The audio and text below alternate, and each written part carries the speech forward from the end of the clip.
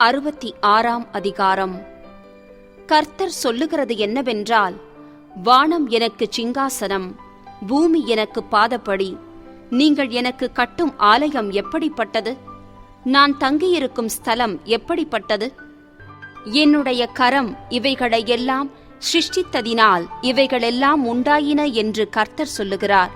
ஆனாலும் சிறுமைப்பட்டு ஆவியில் நொறுங்குண்டு என் வசனத்துக்கு நடுங்குகிறவனையே நோக்கி பார்ப்பேன். மாட்டை வெட்டுகிறவன் மனுஷனை கொல்லுகிறவனாகவும், ஆட்டை பலியிடுகிறவன் நாயை கழுத்தறுக்கிறவனாகவும், காணிக்கையை படைக்கிறவன் பன்றி இரத்தத்தை படைக்கிறவனாகவும், தூபம் காட்டுகிறவன் விக்கிரகத்தை ஸ்தோத்திரிக்கிறவனாகவும் இருக்கிறான். இவர்கள் தங்கள் வழிகளையே தெரிந்து கொள்ளுகிறார்கள். இவர்களுடைய ஆத்துமா தங்கள் அருவருப்புகளின் மேல் விருப்பமாயிருக்கிறது. நான் கூப்பிட்டும் மறு உத்தரவு கொடுக்கிறவன் இல்லாமலும், நான் பேசியும் அவர்கள் கேளாமலும், அவர்கள் என் பார்வைக்கு பொல்லாப்பானதை செய்து நான் விரும்பாததை தெரிந்து கொண்டதின் நிமித்தம் நானும் அவர்களுடைய ஆபத்தை தெரிந்து கொண்டு அவர்களுடைய திகில்களை அவர்கள் மேல் வரப்பண்ணுவேன். கர்த்தருடைய வசனத்துக்கு நடுங்குகிறவர்களே, அவருடைய வார்த்தையை கேளுங்கள். என் நாமத்தின் நிமித்தம் உங்களை பகைத்து உங்களை அப்புறப்படுத்துகிற உங்கள் சகோதரர் கர்த்தர் மகிமைப்படுவாராக என்கிறார்களே, அவர் உங்களுக்கு சந்தோஷம் உண்டாகும்படி காணப்படுவார். அவர்களோ வெட்கப்படுவார்கள். நகரத்திலிருந்து அமழையின் இரைச்சலும் தேவாலயத்திலிருந்து சத்தமும் கேட்கப்படும். அது தமது சத்துருக்களுக்கு சரிக்கு சரி கட்டுகிற கர்த்தருடைய சத்தந்தானே. பிரசவ வேதனைப்படுமுன் பெற்றாள், கற்ப வேதனை வருமுன் ஆண் பிள்ளையை பெற்றாள். இப்படிப்பட்டவைகளை கேள்விப்பட்டது யார்? இப்படிப்பட்டவைகளை கண்டது யார்? ஒரு தேசத்துக்கு ஒரே நாளில் பிள்ளை பேறு வருமோ? ஒரு ஜாதி ஒருமிக்க பிறக்குமோ? சீயோனோவெனில் ஒருமிக்க வேதனைப்பட்டும் தன் குமாரரை பெற்றும் இருக்கிறது. பெறப்பண்ணுகிறவராகிய நான் பெறச் செய்யாமல் இருப்பேனோ என்று கர்த்தர் சொல்லுகிறார். பிரசவிக்க பண்ணுகிறவராகிய நான் பிரசவத்தை தடுப்பேனோ என்று உன் தேவன் சொல்லுகிறார். 10. எருசலேமை நேசிக்கிற நீங்கள் எல்லாரும் அவளோடே கூட சந்தோஷப்பட்டு அவளை குறித்து களி கூறுங்கள். அவள் நிமித்தம் துக்கித்திருந்த நீங்கள் எல்லாரும் அவளோடே கூட மிகவும் மகிழுங்கள். நீங்கள் அவளுடைய ஆறுதல்களின் முலைப்பாலை உண்டு திருப்தியாகி, நீங்கள் சூப்பிக் குடித்து அவளுடைய மகிமையின் பிரகாசத்தினால் மனமகிழ்ச்சியாகுங்கள். கர்த்தர் சொல்லுகிறது என்னவென்றால், இதோ நான் சமாதானத்தை ஒரு நதியைப் போலவும் ஜாதிகளின் மகிமையை புரண்டு ஓடுகிற ஆற்றைப் போலவும் அவளிடமாக பாயும்படி செய்கிறேன். அப்பொழுது நீங்கள் முலைப்பால் குடிப்பீர்கள், இடுப்பில் வைத்து சுமக்கப்படுவீர்கள், முழங்காலில் வைத்து தாலாட்டப்படுவீர்கள். ஒருவனை அவன் தாய் தேற்றுவது போல் நான் உங்களை தேற்றுவேன். நீங்கள் எருசலேமிலே தேற்றப்படுவீர்கள். நீங்கள் அதை காணும்போது உங்கள் இருதயம் மகிழ்ந்து உங்கள் எலும்புகள் பசும் புல்லைப் போல செழிக்கும். அப்பொழுது கர்த்தருடைய ஊழியக்காரரிடத்தில் அவருடைய கரமும் அவருடைய சத்துருக்களிடத்தில் அவருடைய சினமும் அறியப்படும். இதோ தம்முடைய கோபத்தை உக்கிரமாகவும் தம்முடைய கடிந்து கொள்ளுதலை அக்கினி ஜுவாலையாகவும் செலுத்த கர்த்தர் அக்கினியோடும் வருவார். பெருங்காற்றை போன்ற தம்முடைய ரதங்களோடும் வருவார். கர்த்தர் அக்கினியாலும் தமது பட்டயத்தாலும் மாம்சமான எல்லாரோடும் வழக்காடுவார். கர்த்தரால் கொலையுண்டவர்கள் அநேகராயிருப்பார்கள். தங்களைத் தாங்களே பரிசுத்தப்படுத்திக் கொள்ளுகிறவர்களும் தோப்புகளின் நடுவிலே தங்களைத் தாங்களே ஒருவர் பின் ஒருவராய் சுத்திகரித்துக் கொள்ளுகிறவர்களும், பன்றி இறைச்சியையும் அருவருப்பானதையும் எலியையும் சாப்பிடுகிறவர்களும் ஏகமாய் சங்கரிக்கப்படுவார்கள் என்று கர்த்தர் சொல்லுகிறார். நான் அவர்கள் கிரியைகளையும் அவர்கள் நினைவுகளையும் அறிந்திருக்கிறேன். நான் சகல ஜாதியாரையும் பாஷைக்காரரையும் கூட்டிச் சேர்க்கும் காலம் வரும். அவர்கள் வந்து என் மகிமையை காண்பார்கள். நான் அவர்களில் ஒரு அடையாளத்தை கட்டளையிடுவேன். அவர்களில் தப்பினவர்களை என் கீர்த்தியை கேளாமலும் என் மகிமையை காணாமலும் இருக்கிற ஜாதிகளின் தேசங்களாகிய தர்ஷீசுக்கும், வில்வீரர் இருக்கிற பூலுக்கும், லூதுக்கும், தூபாலுக்கும், யாவானுக்கும், தூரத்திலுள்ள தீவுகளுக்கும் அனுப்புவேன். அவர்கள் என் மகிமையை ஜாதிகளுக்குள்ளே அறிவிப்பார்கள். இஸ்ரவேல் புத்திரர் சுத்தமான பாத்திரத்தில் காணிக்கையை கர்த்தருடைய ஆலயத்துக்கு கொண்டு வருகிறது போல உங்கள் சகோதரர் எல்லாரையும் அவர்கள் குதிரைகளின் மேலும் இரதங்களின் மேலும் குலாரி பண்டில்களின் மேலும் கோவேறு கழுதைகளின் மேலும் வேகமான ஒட்டகங்களின் மேலும் சகல ஜாதிகளிடத்திலுமிருந்து எருசலேமிலுள்ள கர்த்தருக்கு காணிக்கையாக என் பரிசுத்த பர்வதத்துக்கு கொண்டு வருவார்கள் என்று கர்த்தர் சொல்லுகிறார். அவர்களிலும் சிலரை ஆசாரியராகவும் லேவியராகவும் தெரிந்து கொள்வேன் என்று கர்த்தர் சொல்லுகிறார். நான் படைக்கப் போகிற புதிய வானமும் புதிய பூமியும் எனக்கு முன்பாக நிற்பது போல உங்கள் சந்ததியும் உங்கள் நாமமும் நிற்கும் என்று கர்த்தர் சொல்லுகிறார். அப்பொழுது மாதந்தோறும் ஓய்வு நாள்தோறும் மாம்சமான யாவரும் எனக்கு முன்பாக தொழுது கொள்வார்கள் என்று கர்த்தர் சொல்லுகிறார்.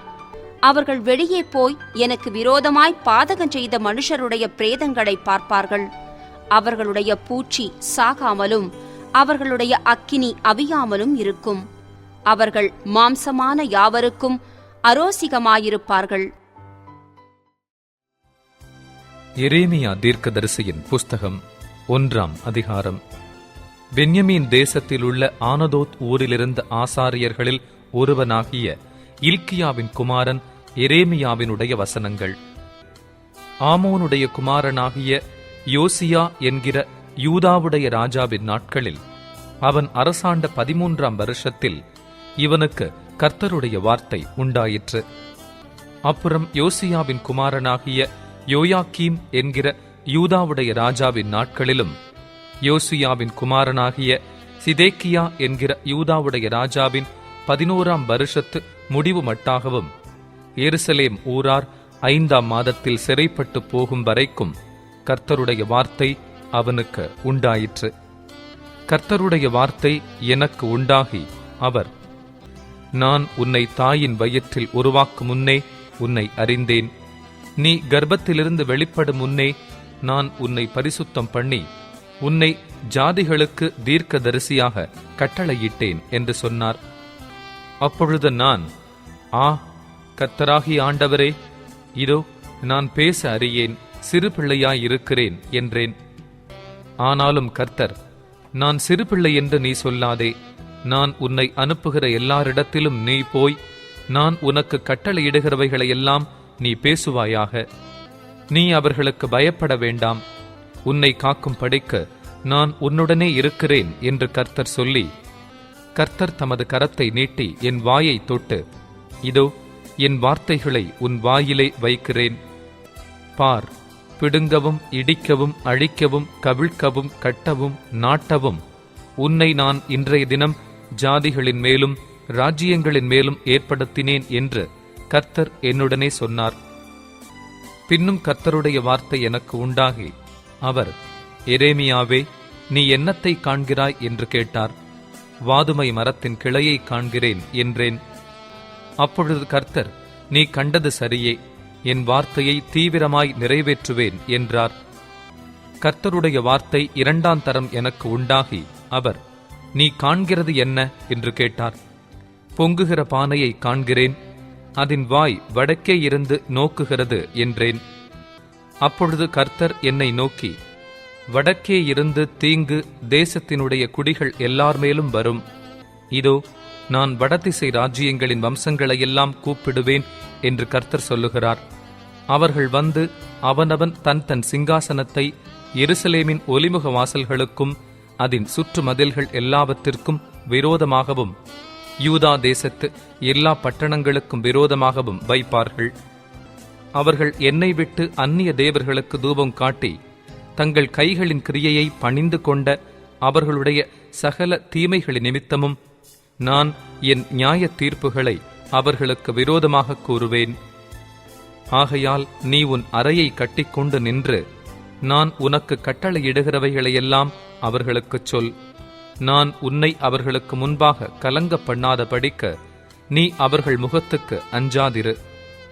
இதோ தேசம் அனைத்துக்கும் யூதாவின் ராஜாக்களுக்கும் அதன் பிரபுக்களுக்கும் அதன் ஆசாரியர்களுக்கும் தேசத்தின் ஜனங்களுக்கும் எதிராக நான் உன்னை இன்றைய தினம் அரணிப்பான பட்டணமும் இருப்பு தூணும் வெண்கல அலங்கமும் ஆக்கினேன்.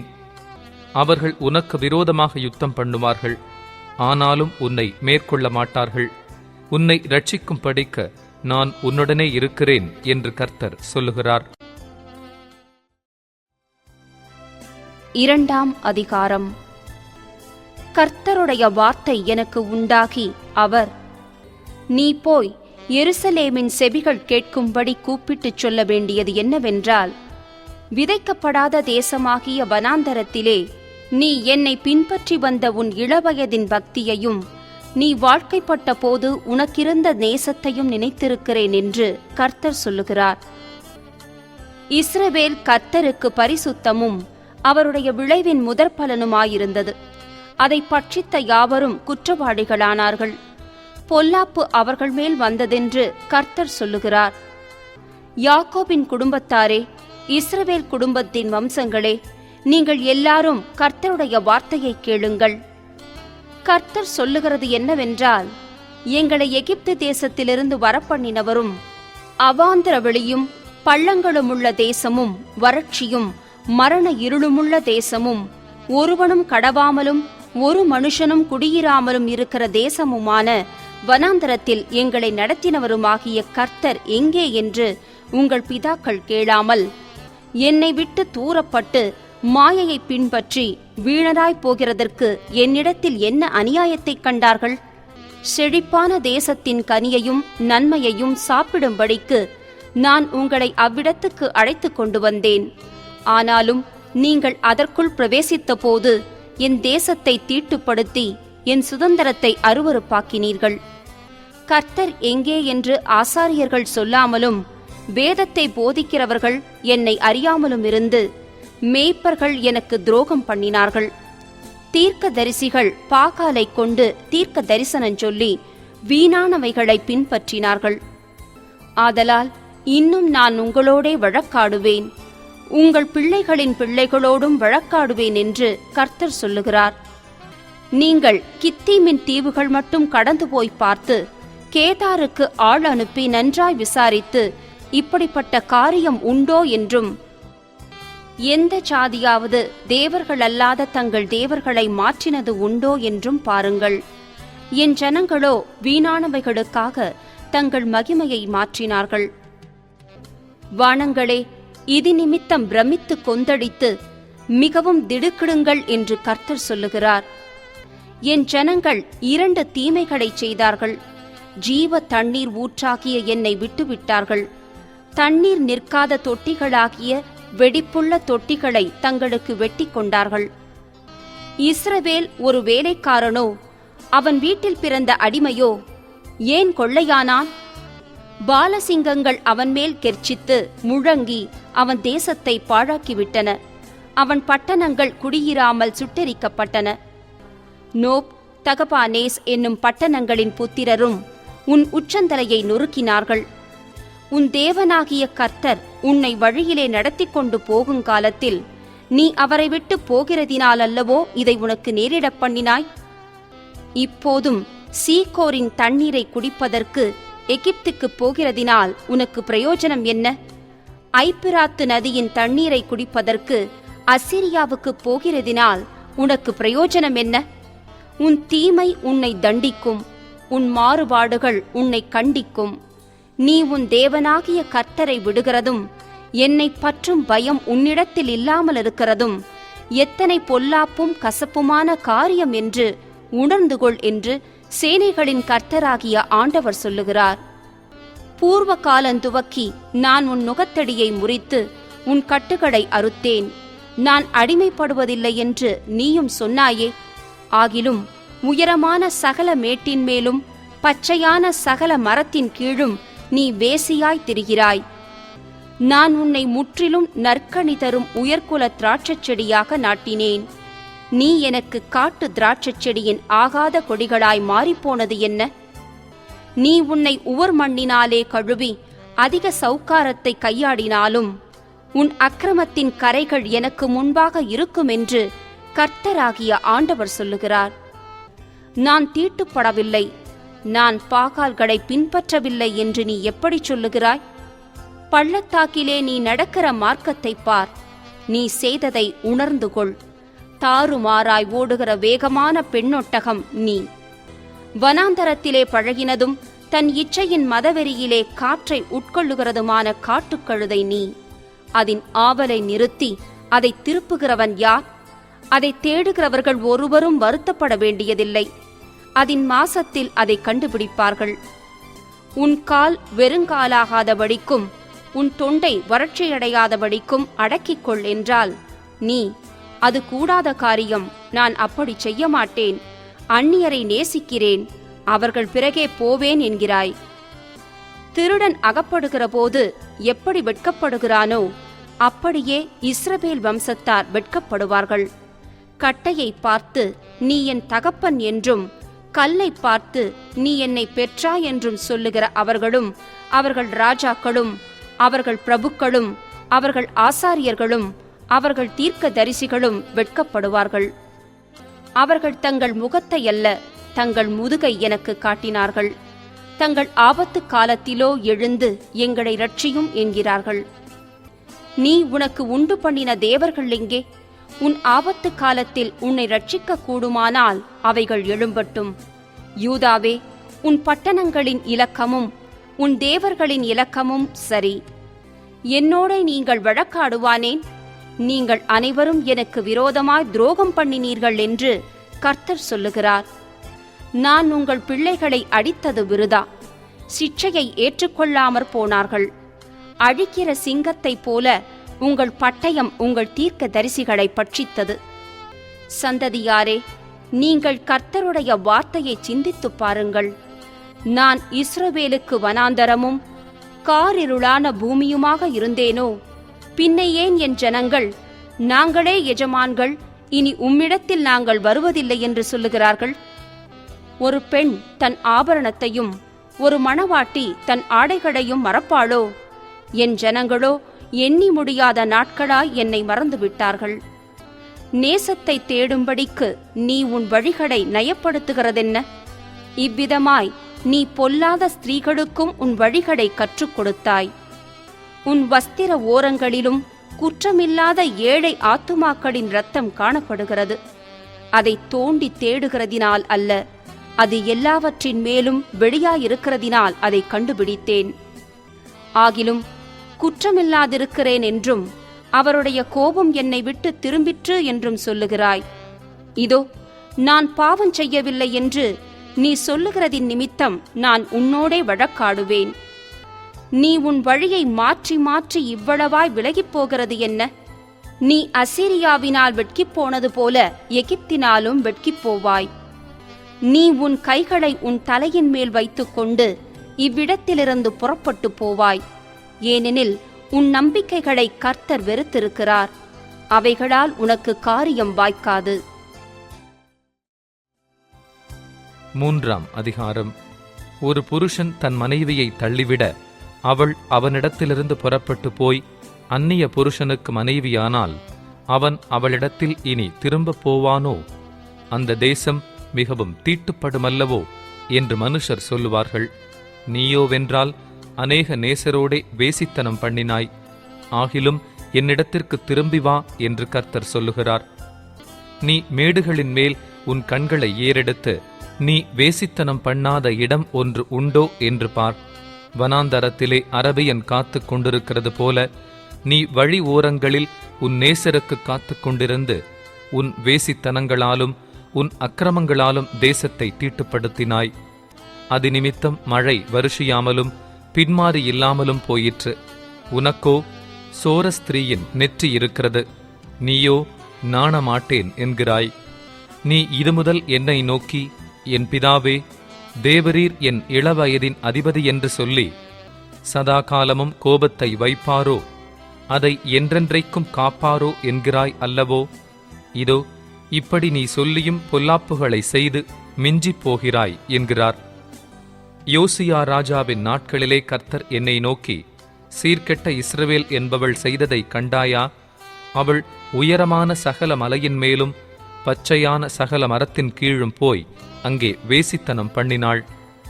அவள் இப்படியெல்லாம் செய்த பின்பு நீ என்னிடத்தில் திரும்பி வா என்று நான் சொன்னேன். அவளோ திரும்பவில்லை. இதை அவளுடைய சகோதரியாகிய யூதா என்கிற துரோகி கண்டாள். சீர்கெட்ட இஸ்ரவேல் என்பவள் விபச்சாரம் பண்ணின முகாந்தரங்கள் எல்லாவற்று நிமித்தமும் நான் அவளை அனுப்பிவிட்டு அவளுடைய தள்ளுதற் சீட்டை அவளுக்கு கொடுத்த போதும் அவளுடைய சகோதரியாகிய யூதா என்கிற துரோகி பயப்படாமல் இவளும் போய் வேசித்தனம் பண்ணினாள். இதை நான் கண்டேன். பிரசித்தமான அவளுடைய வேசித்தனத்தினாலே தேசம் தீட்டுப்பட்டு போயிற்று. கல்லோடும் மரத்தோடும் விபச்சாரம் பண்ணிக் கொண்டிருந்தாள் என்றார். இவைகளையெல்லாம் கண்டும் யூதா என்கிற அவளுடைய சகோதரியாகிய துரோகி கள்ளத்தனமாய் திரும்பினாளே அன்றி முழு இருதயத்தோடும் என்னிடத்தில் திரும்பவில்லை என்று கர்த்தர் சொல்லுகிறார். பின்னும் கர்த்தர் என்னை நோக்கி, யூதா என்கிற துரோகியை பார்க்கிலும் சீர்கெட்ட இஸ்ரவேல் என்பவள் தன்னை நீதியுள்ளவளாக்கினாள். நீ போய் வடதிசையை நோக்கி கூற வேண்டிய வார்த்தைகள் என்னவென்றால், சீர்கெட்ட இஸ்ரவேலே திரும்பு என்று கர்த்தர் சொல்லுகிறார். நான் உங்கள் மேல் என் கோபத்தை இறங்க பண்ணுவதில்லை. நான் கிருபையுள்ளவரென்று கர்த்தர் சொல்லுகிறார். நான் என்றைக்கும் கோபம் வைக்க மாட்டேன். நீயோ உன் தேவனாகிய கர்த்தருக்கு விரோதமாய் துரோகம் பண்ணி பச்சையான சகல மரத்தின் கீழும் அந்நியரோடே சோரமார்க்கமாய் நடந்து உன் அக்கிரமத்தையும் என் சத்தத்துக்கு செவி கொடாமற் போனதையும் ஒத்துக்கொள் என்று கர்த்தர் சொல்லுகிறார். சீர்கெட்ட பிள்ளைகளே, திரும்புங்கள் என்று கர்த்தர் சொல்லுகிறார். நான் உங்கள் நாயகர். நான் உங்களை ஊரில் ஒருவனும் வம்சத்தில் 2 பேருமாக தெரிந்து உங்களை சீயோனுக்கு அழைத்து கொண்டு வந்து உங்களுக்கு என் இருதயத்துக்கு ஏற்ற மேய்ப்பர்களை கொடுப்பேன். அவர்கள் உங்களை அறிவோடும் புத்தியோடும் மேய்ப்பார்கள். நீங்கள் தேசத்திலே பெருகி பலுகுகிற அந்நாட்களிலே அவர்கள் கர்த்தருடைய உடன்படிக்கை பெட்டி என்று இனி சொல்வதில்லை. அது அவர்கள் மனதில் எழும்புவதும் இல்லை. அது அவர்கள் நினைவில் வருவதும் இல்லை. அதை குறித்து விசாரிப்பதும் இல்லை. அது இனி செப்பனிடப்படுவதும் இல்லை என்று கர்த்தர் சொல்லுகிறார். அக்காலத்திலே எருசலேமை கர்த்தருடைய சிங்காசனம் என்பார்கள். சகல ஜாதியாரும் எருசலேமில் விளங்கிய கர்த்தருடைய நாமத்தின் நிமித்தம் அதனிடமாக சேர்வார்கள். அவர்கள் இனி தங்கள் பொல்லாத இருதயத்தின் இச்சையின்படி நடவார்கள். அந்நாட்களிலே யூதா வம்சத்தார் இஸ்ரவேல் வம்சத்தாரோடே சேர்ந்து அவர்கள் ஏகமாய் வடதேசத்திலிருந்து புறப்பட்டு நான் தங்கள் பிதாக்களுக்கு சுதந்திரமாக கொடுத்த தேசத்திற்கு வருவார்கள். நான் உன்னை பிள்ளைகளின் வரிசையிலே வைத்து ஜனக்கூட்டங்களுக்குள்ளே நல்ல சுதந்திரமாகிய தேசத்தை உனக்கு கொடுப்பது எப்படி என்று சொன்னேன். ஆனாலும் நீ என்னை நோக்கி என் பிதாவே என்று அழைப்பாய். நீ என்னை விட்டு விலகுவதில்லை என்று திரும்பவும் சொன்னேன். ஒரு மனைவி தன் புருஷனுக்கு துரோகம் செய்வது போல இஸ்ரவேல் வம்சத்தாராகிய நீங்கள் எனக்கு துரோகம் செய்தது மெய் என்று கர்த்தர் சொல்லுகிறார். இஸ்ரவேல் புத்திரர் தங்கள் வழியை மாறுபாடாக்கி தங்கள் தேவனாகிய கர்த்தரை மறந்தது நிமித்தம் அழுது கொண்டு விண்ணப்பம் செய்யும் சத்தம் உயர்ந்த ஸ்தானங்களிலே கேட்கப்படும். சீர்கெட்ட பிள்ளைகளே, திரும்புங்கள், உங்கள் சீர்கேடுகளை குணமாக்குவேன் என்றார். இதோ உம்மிடத்தில் வருகிறோம். நீரே எங்கள் தேவனாகிய கர்த்தர். குன்றுகளையும் திரளான மலைகளையும் நம்புகிறது விருதா என்பது மெய். இஸ்ரவேலின் இரட்சிப்பு எங்கள் தேவனாகிய கர்த்தருக்குள் இருப்பது என்பது மெய்யே. இந்த லட்சையானது எங்கள் சிறு வயது முதல் எங்கள் பிதாக்களுடைய பிரயாசத்தையும் அவர்கள் ஆடுகளையும் மாடுகளையும் அவர்கள் குமாரரையும் குமாரத்திகளையும் பட்சித்து போட்டது. எங்கள் லட்சையிலே கிடக்கிறோம். எங்கள் அவமானம் எங்களை மூடியிருக்கிறது. நாங்களும் எங்கள் பிதாக்களும் எங்கள் சிறு வயது முதல் இந்நாள் வரைக்கும் எங்கள் தேவனாகிய கர்த்தருக்கு விரோதமாக பாவம் செய்தோம். எங்கள் தேவனாகிய கர்த்தருடைய சொல்லை கேளாமலும் போனோம்.